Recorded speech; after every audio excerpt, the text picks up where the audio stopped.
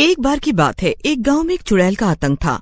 वो चुड़ैल हर रोज रात को निकलती और गांव के हर दरवाजे पर जाकर उनका दरवाजा जोर जोर से खटखटाकर जोर जोर से नमक मांगती थी। एक रात चुड़ैल रात में गांव वालों के घर जाती है और जोर जोर से दरवाजा खटखटाती है।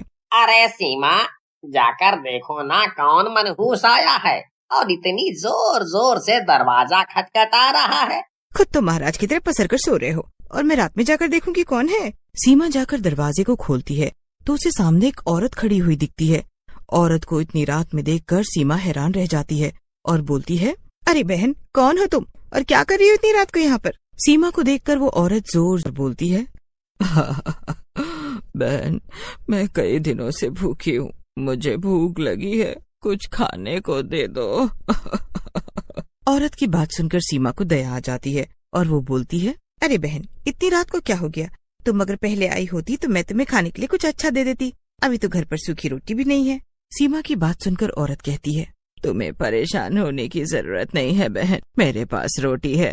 अगर तुम मुझे नमक दे दो तो मैं नमक रोटी ही खा लूंगी।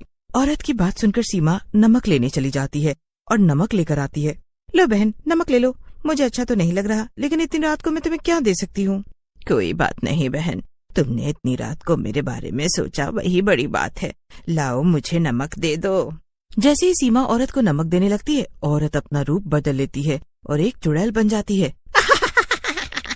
नमक तो बहाना है, मुझे तुझे इस घर से बाहर निकालना है। सीमा बेहोश हो जाती है। मजा आ गया, ऐसे ही मैं पूरे गांव वालों की आत्मा पर कब्जा कर लूंगी। मजा आ जाएगा फिर तो। इस घटना के बाद चुड़ैल का हौसला बढ़ जाता है। वो हर रात किसी गांव वाले के घर जाती और उससे नमक रोटी मांगती और फिर उसकी आत्मा पर कब्जा कर लेती। वाह, मजा आ रहा है, क्या दिमाग लगाया मैंने। नमक रोटी मांगो और गांव वालों की आत्मा पर कब्जा कर लो। अरे बोधी भैया, ना जाने क्या हो गया है मेरी पत्नी को। चुपचाप रहती है और बस टुकुर टुकुर एक ही जगह पर देखती रहती है। अब मैं क्या बताऊं कालू, जो तुम्हारा हाल है वही मेरा भी हाल है। मेरी पत्नी भी उसी तरह घूमती रहती है जैसे तुम्हारी पत्नी। अरे भैया, तुम सबसे बुरा हाल तो मेरा है। मुझे तो बच्चों की शूशू पोटी सब धोनी पड़ रही है। ना जाने क्या खाते हैं, बहुत बदबू मारते हैं। नालायक कहीं के, मेरा तो हाल बहुत बुरा है। ऐसा कहकर सब अपने दुखड़े एक दूसरे के सामने रोकर सब घर चले जाते हैं। एक रात जब कालू सो रहा होता है, उसकी पत्नी सीमा उठती है और एक चाकू निकालकर उसकी ओर बढ़ती है, लेकिन उसी समय कालू की आंखें खुल जाती है। अरे नाथ मिटी, ये क्या कर रही है? अपने हाथों से ही अपना सिंदूर मिटा रही है। अगर मारना ही था तो करवा चौथ क्यों रखती थी? चल हट मनहूस।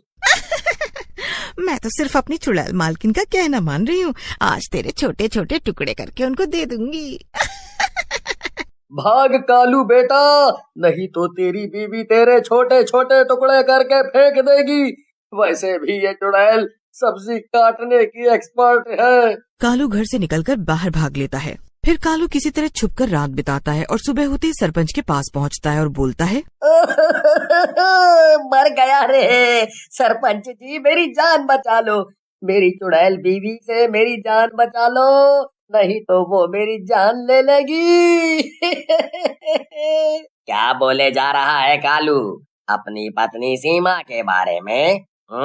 ऐसी बातें करने में तुझे शर्म नहीं आ रही? इतनी प्यारी बच्ची है सीमा, लगता है आज दिन में ही चढ़ा ली है। चल भाग यहाँ से। अरे सरपंच जी, कितनी प्यारी है वो मेरा दिल ही जानता है। रात में प्यारा पालक पनीर बनते बनते बचा है, समझे? तुम्हें वो चुड़ैल बहुत ही प्यारी लग रही। ये बात तो सचमुच बहुत गंभीर है। आज तुम पर हमला हुआ है, कल किसी और पर होगा। हमें इस चुड़ैल के जादू से निपटना ही होगा। आज आने दो इस चुड़ैल को, आज इसकी नानी याद दिलाते हैं। ऐसा कहकर सरपंच अपनी योजना कालू को बताते हैं। फिर कालू वहाँ से चला जाता है। रात होते ही चुड़ैल वापस गांव में आती है। आज फिर से मैं किसी को शिकार बनाऊंगी, कई दिन हो गए हैं कोई नया शिकार नहीं मिला। फिर चुड़ैल एक घर का दरवाजा खटखटाती है।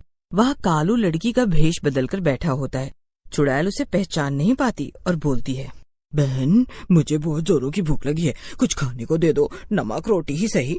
चुड़ैल की बात सुनकर औरत बना कालू कहता है, हाँ हाँ बहन, मैंने इतनी रात को ढाबा तेरे लिए ही तो खोला है। हाँ हाँ, अभी लाती हूँ नमक रोटी, बस 2 मिनट रुको।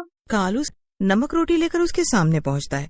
उसी समय चुड़ैल अपने असली रूप में आकर उसकी आत्मा खींचने की कोशिश करती है, लेकिन औरत को कुछ नहीं होता। ये देखकर चुड़ैल हैरान हो जाती है। असंभव, ऐसा नहीं हो सकता।